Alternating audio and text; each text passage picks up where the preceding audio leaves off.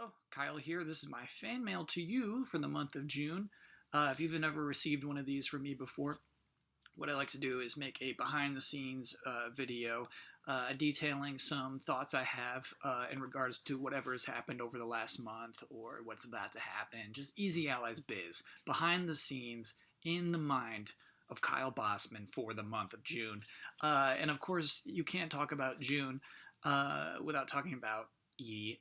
So I kind of wanted to talk about E3 and some reflections about that. My biggest takeaway from E3 this year was that I'm learning to acknowledge my own limitations. You know what I mean? You got to be aware of like your body and what you can handle. And so like it meant like leaving the studio earlier to like get to bed so that I could wake up. And because I was doing this Keeley thing, because I was announcing the Coliseum panels, I had to like get to work at a time a normal person does. You know what I mean? Call time was 8 a.m. So it's like, oh, I have to be a normal person. But then at the end of that long shift, drive over to the studio and do E3 stuff. And so this year I felt like I was good at being responsible. You know, like I got to get into some panels. We got to talk about some games. You know, I got to do the podcast on a Monday, which was actually nice. I was sure grumpy about it. But in the end, it was fine. It's fine to do that on a Monday. Normally we do it on Tuesdays, so basically I missed any Nintendo news. And did they really have any news?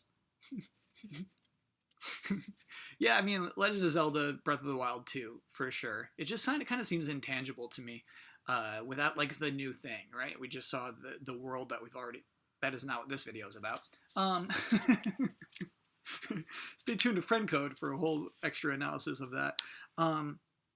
But anyway, yeah, I think it was a good week for me.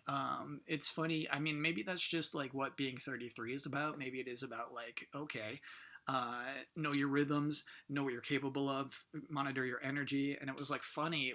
I think it was the Microsoft morning, the day before, the day of the Xbox press conference. I got to host that panel. And Huber and the guys looked at me and they said, like, Kyle, did you get a bunch of sleep? You look well rested. And I don't get that comment too often. So it felt good. Yeah, you try your best. You know what I mean? You do your best stuff when you are well rested. And so I try to do that. Try to be an athlete. Honestly, that's my big takeaway from June from basketball, too, is I think we saw a couple of top tier athletes that were maybe pushed to perform when they shouldn't have been. And obviously, the effects of that are greater than anything that I could ever face. So, yeah, Kevin Durant is teaching me lessons about how to treat myself during E3. The big thing about E3, too, is that for me especially, not for everybody, it doesn't begin with the first day of E3 and end with the last day. And for me personally, with Easy Allies, that means the betting special. This year, obviously, the betting special took a lot more prep than normal.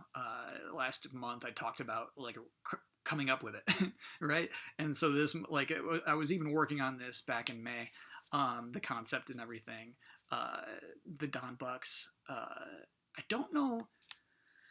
I think the germ of the idea, was this thing where we get it requested of us. I don't like that tuft, dude. There we go. We get it requested of us that we do betting specials, just me and Huber, right? And I think Huber and I don't want that. We don't want to do that. It feels contrived. It feels like, why? I never like repeating things too much. I don't know what Huber's resistance to it too much is. It might be the same thing. We talked a little bit about like doing our E3 episodes and how like, you know, I think Final Bossman had three E3 episodes, but by the third I already had felt like I'm kind of like treading over the same things, though by that third one was actually pretty sick, actually. That was the one where I got to sing and Game Trailers closed, right? No, so then there was an E3 after that where we were with Defy. Did I do an episode at E3? I guess so. And like, yeah, anyway, it's just hard to mine the same convention and make it more exciting year after year anyway. And so that was basically it. It's just like, it's hard to repeat itself. It's hard to do like an E3 episode every year and make it a bigger and better thing than last year. And, you know, I don't have a Huber Syndrome-esque show or an Easy Update-esque show for Easy Allies. And during E3, I'm grateful for that, that I don't have to like generate another thing on the show floor and hope that it creates a story that is somehow more fun than last year's. But anyway, I think that may be a reason why, back to that route, why Huber doesn't want to necessarily do Kyle versus Huber betting specials. So I'm thinking, like, man, what kind of betting special can we do where, like, it's still everybody, and, you know, I'm trying to come up with rules, and, like, I don't remember when it hit me, but, like, just the idea of, like, betting Don Bucks was so fun, and then the idea of the Patreon survey came out of that, because it's like, how can you generate odds? How can you make a fair way to generate odds? Like, the patrons could do it, but how can the patrons do it without knowing they're making a betting special? That's what created the survey. Boop-de-boop-de-boop-de-boop. That was so fun. You know, and Fireworks or Die approached me because he had assumed that the betting special was going to be a normal one, and he was working on this normal website. And he said, like, hey, is there any way you could tell me, like, what the bets are going to be ahead of time? And I was like, Fireworks or Die. Let me let you in on a little something. And then the website he created was really, really cool. We ended up paying him because I felt like it was weird to promote this website that somebody was making for free. And so, yeah, like, it was way more official than it appears to be. You know what I mean? We work together a lot on that, just making sure everything's working right and, like, the rules are worked out. And just the thing that he and his friend were able to put together is pretty incredible. But I think made the betting special so much more fun this year. It was the most viewed betting special we've had in Easy Allies, at least. I can't cross-reference it with game trailers, but I think it made for a way more exciting betting special, and you can, like, just count on Don Bucks being involved for the foreseeable future. You know what I mean? Like, both Huber and I think even the rest of the Easy Allies really loved it. And then afterward, you know, like, putting the results show together. And so this year was crazy because the week after E3, I had this Keeley gig, which we still can't talk about, still under NDA. But I'd been working on that in the days leading up to E3. Said, no, I can't do it at all during E3. It was cool. That was understood. And then, like, the week after E3. And so Huber was doing it too. And we were spending, like, 10 or 11 hour days doing this thing. And then coming back at night, we would have to shoot Easy Ally stuff. So, like, it was the Monday night. You know, we do that whole shift. And then we're like, hey, Ian, we can shoot it now. Do you want to? And so we did the betting results show. And what's funny about the results show this year, obviously, is the controversy behind it. And I guess I can talk to that a little bit because, hey, this is behind the scenes, baby. Exclusive access. So I had gotten...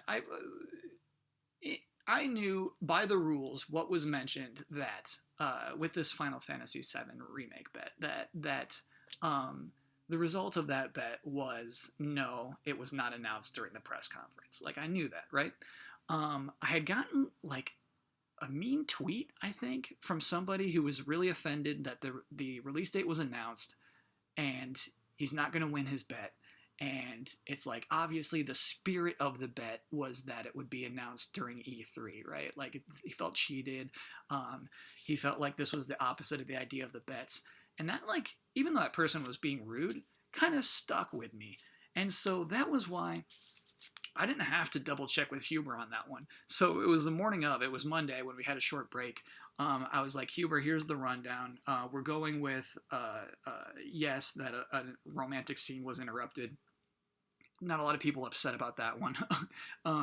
We're going no on Ollie. Some people are still upset about it when the rules state that the final kind of funny showcase didn't count. But I was like, and Huber, one other thing that I'm not feeling certain about is this Final Fantasy VII remake thing. And the reaction Huber had was, like, anger. You know, he was like, F that. Why would it not count?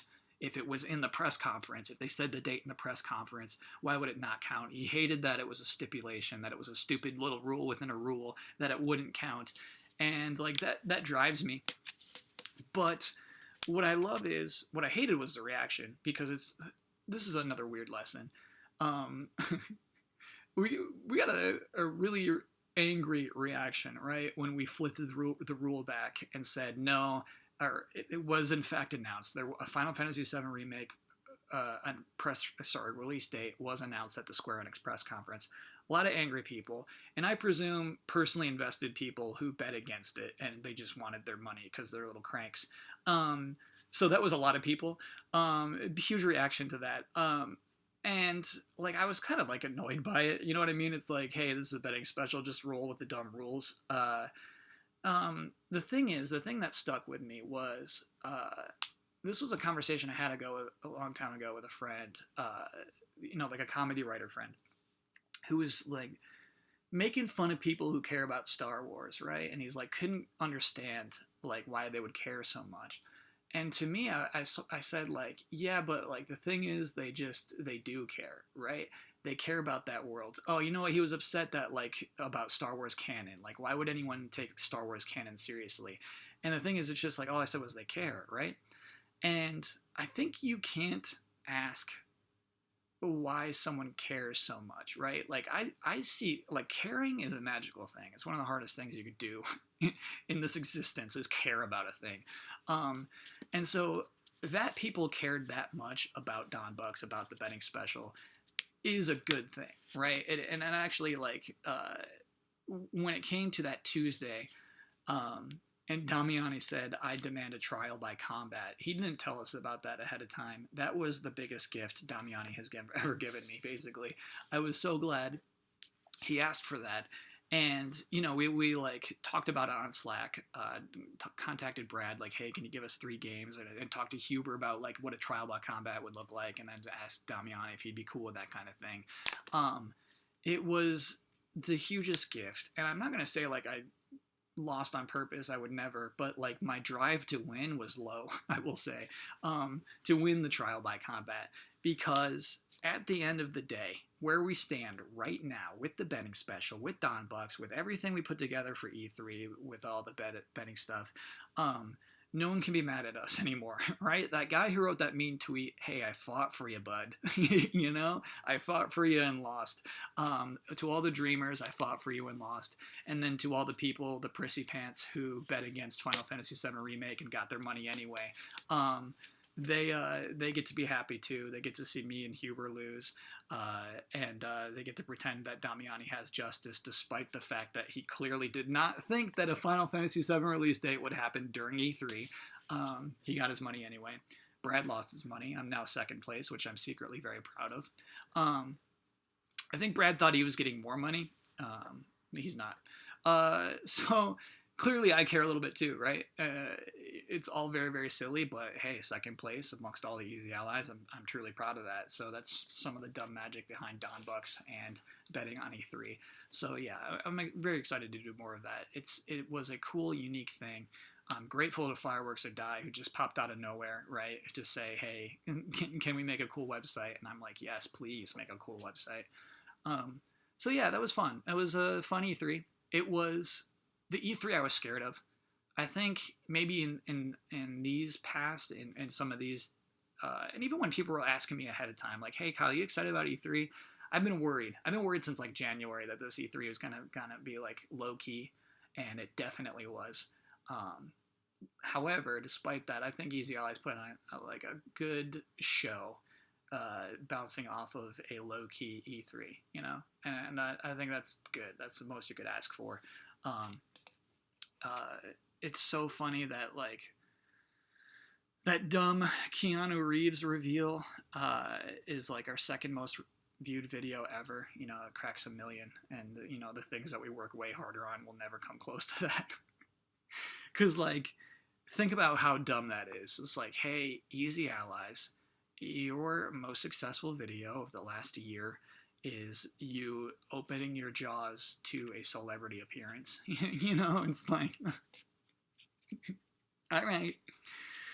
Oh, what a weird, strange world we live in. But hey, that was E3. That was cool. That's kind of what I wanted to talk about. Oh, Jones had a baby this month. That was cool. I think that inevitably that is going to change easy allies, even when Jones is not busy anymore, when he can come and like work.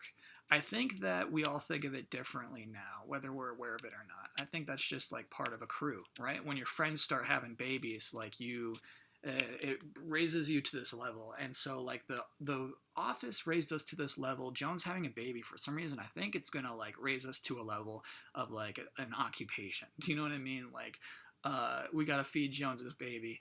That was another thing. The studio to me felt more real during E3 than ever. That was pretty cool. Just highly functional, just places to hang out. I was able to take a nap in the storage room, right? Like it's just felt cool. Felt like a real office. And yeah, it's gonna be tricky. It's gonna be tricky. July. I hope Jones is like back in action in August. We were counting on him being out in August. And that was going to be really tricky because I'm out in August. I'm going to Gamescom. It's like, how does Easy Allies make a podcast without me and Jones? How are they going to do it? And obviously they can. You know what I mean? I worry about things that I shouldn't. We're going to get by. You know what I mean? We're getting by with minimal Jones. It's happening. He did edit the podcast this week, which was cool. I think he wanted to. You know what I mean? I think that going into Jones's shoes, having your baby not be able to leave the hospital, and then you obviously do have to leave the hospital, it would drive me crazy. And I think he might be there a little bit where it's like, please give me something to work on. And I think that's kind of where Jones was. And so I get that. I totally get that. So yeah, please do the podcast. You know what I mean? Please hop in. So that was fun. Fun month. Yeah, July is going to be easy living. Without Jones, it's going to suck because I think he might love it more than anyone. He's definitely the driving force behind it. It was his idea. He does all the reservations and everything. And yeah, it was going to be basically our bachelor party, our baby bachelor party for Jones was the plan. I'm looking forward to Glenny's Cauldron Game Jam this month. That's going to be really cool. I think I'm going to I should do that today, add an extra week to it. Give everybody an extra week to work on that. Because it's due on like the 4th of July, which ain't right. So I'll do that. I'll fix that. Yeah. So cool month ahead. We might do Hall of Greats. I think it's going to get pushed because everyone's going to be like, I can't do Hall of Greats right after Easy Living. I have too much prep. You know, that happens a lot. Behind the scenes, that happens a lot. So yeah. I think that's probably going to get pushed to the next month, but we'll see. Thank you for your support. Thanks for watching this silly video that I've put together. These are kind of helpful for me to organize my thoughts and things. You know, I write down notes about what I want to talk about, but the things that come out in the video are usually expanded upon. And yeah, it's good to always think about what you're doing as frequently as you can, you know. Especially when you have a weird job like Easy Allies that like doesn't exist, you know. And so yeah, it's good to check in on it. Yeah, hope to see you around in July. Thank you for everything you do for Easy Allies, and have a happy summer. It is. I don't know if you can see the sweat. I turned off the air conditioner to make this video. It was nice and breezy 18 minutes ago when this video started, and I'm like already sweating. That kind of weather, baby. Okay, bye everybody.